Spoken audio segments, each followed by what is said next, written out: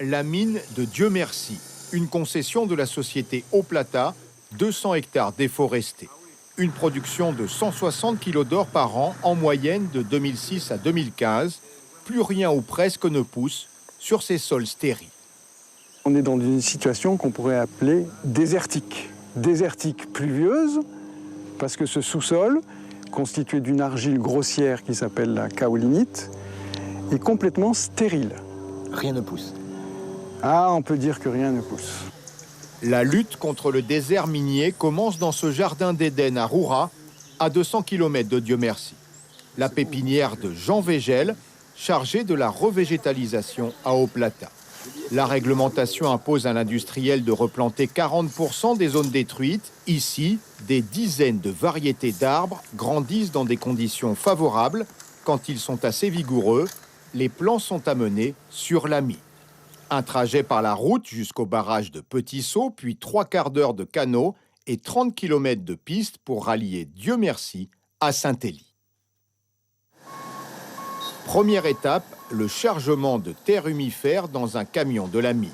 De la bonne terre pour permettre à ces sols infertiles de renaître à la vie. On va ouvrir des grandes fosses de 2, 3, 4 mètres cubes qu'on va remplir de cette terre humifère et dans laquelle on peut assurer qu'en dépit de problèmes d'adaptation des plants, puisqu'ils vont être en pleine lumière, on peut garantir aux donneurs d'ordre qu'on va pouvoir replanter des espèces variées, des espèces nobles, des espèces qui faisaient partie du cortège initial de la forêt. 2 ans plus tard, voilà le résultat. Dans ces arcs de cercle appelés demi-lunes, plusieurs espèces ont été plantées, les unes dépendantes des autres. On va toujours chercher à avoir une espèce noble objectif, de l'angélique qu'on arrive à planter en pleine lumière, des ébènes vertes, des ébènes roses, du cœur dehors, du parcouris. Et puis on va accompagner ces espèces avec des espèces colonisatrices, des espèces qui spontanément se répandent, cicatrisent le milieu, des espèces légumineuses, des pois sucrés qui enrichissent le sol en azote. Donc on va avoir un petit cortège à l'intérieur de ces fosses. Ces demi-lunes sont une technique inventée par Jean Végel. Aux commandes de l'appel, un ancien stagiaire du forestier entretient les fosses. Avec cette binipelle, je suis en train de traiter les zones qui ont été érodées pendant la saison des pluies. Donc, comme vous avez vu, je suis en train de faire des demi-lunes qui permettront premièrement, de retenir de l'eau et de limiter l'érosion. Moi, je pense que ce travail est nécessaire parce que, comme on a vu, il y a beaucoup de mines en Guyane et il y a peu de sociétés qui font de la revégétalisation. Ça me touche quand on voit la nature, voilà, il faut bien prendre soin de la nature. Là, je peux vous dire qu'on a planté un ébène rose. Il a 2 ans, il est très vigoureux, il est en train de péter. Vous revenez dans 1 an, il fera 3 mètres de haut.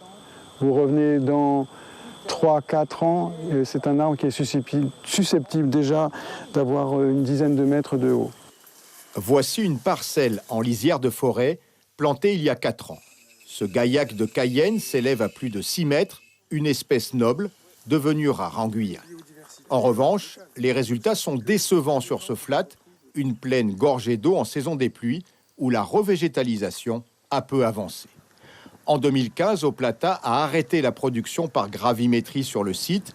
La société a construit une usine pour extraire l'or par cyanuration, un procédé plus rentable. Elle doit fonctionner dans 2 mois. Un moment délicat pour l'industriel avec pour seules entrées d'argent les levées de fonds à la bourse. La revégétalisation a été ralentie puis relancée cette année. Il est clair que nous avons des choix à faire dépendant de nos performances en termes de trésorerie et également de priorités que nous pouvons donner par rapport à nos investissements. Toutefois, nous n'avons jamais stoppé ces actions-là. Nous avons toujours voulu être aussi un petit peu avant-gardistes dans les techniques employées qui vont véritablement recréer un écosystème durable. Eau Plata a investi 250 000 € dans le reboisement à Dieu merci, moins de 0,7% de la valeur de l'or extrait sur 10 ans. Pour évaluer les avancées, Jean Végel travaille avec AgroParisTech, une grande école d'agronomie. Des étudiants participent à un inventaire pour dresser une carte des zones replantées et mesurer la croissance des arbres. En fonction du terrain, en fonction du sol, les plantes ne poussent pas du tout de la même manière. Et il y a certaines espèces qui sont plus adaptées au sol et d'autres non.